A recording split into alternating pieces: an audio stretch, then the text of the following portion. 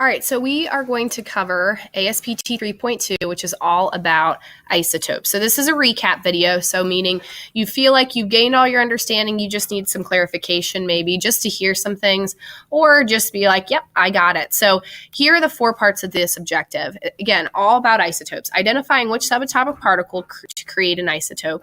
Explain how an isotope is explain how an atom is affected when it changes to another isotope, so what properties change.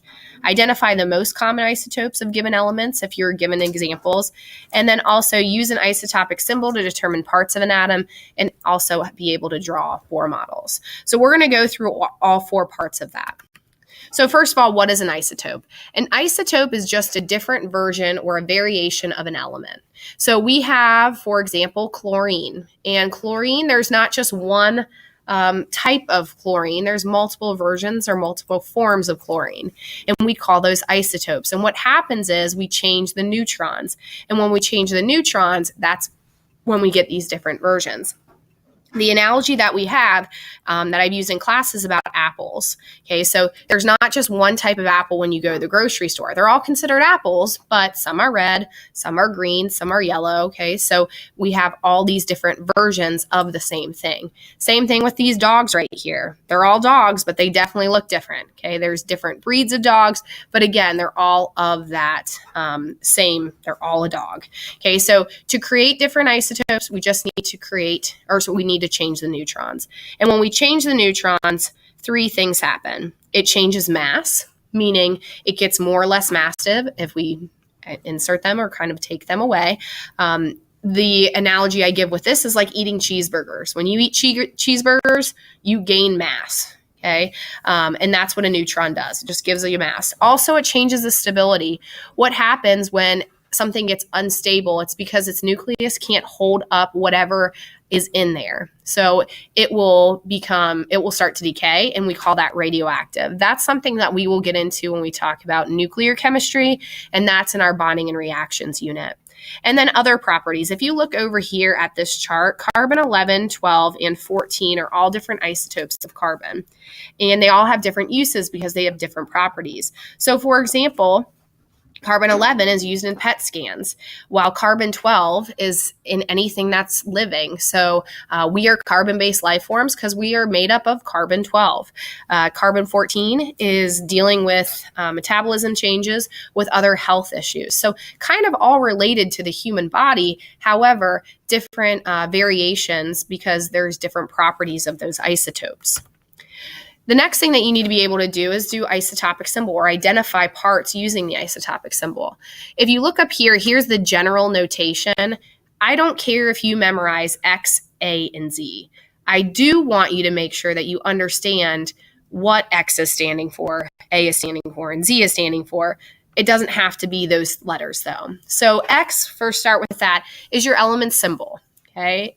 A is your mass number, which we use to find protons and neutrons, okay? And specifically in isotopic symbols, we use that to find our neutrons because we've already got our protons, which is Z down here, okay? We can use Z and A and find the difference there to find our number of neutrons because it's mass number minus protons.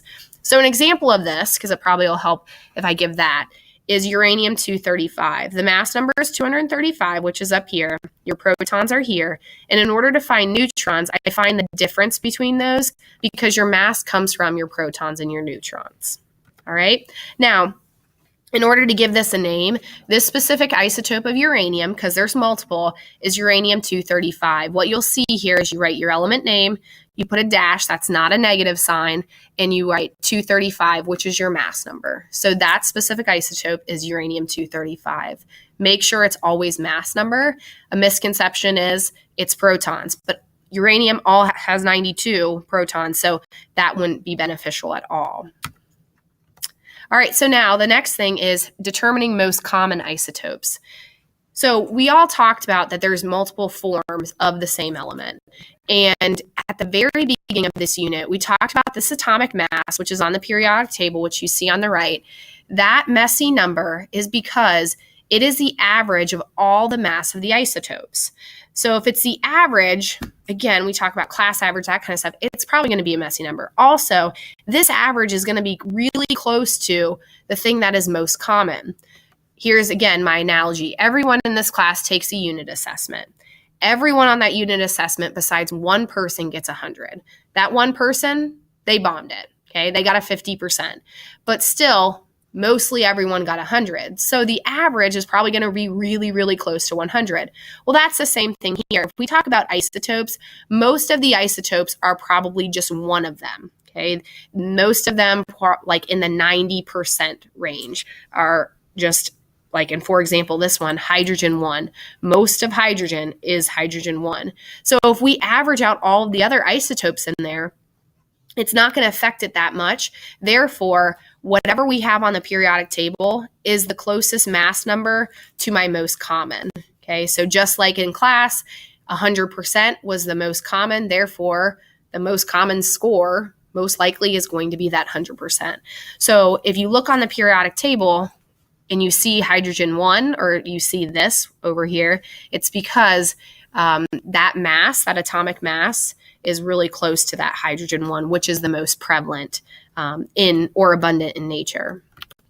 All right, so if we're trying to figure out possible isotopes, you can't just like throw neutrons and be like, oh yeah, hydrogen has 5 neutrons. Okay, that's not necessarily possible. So what you can do is you can go to ptable.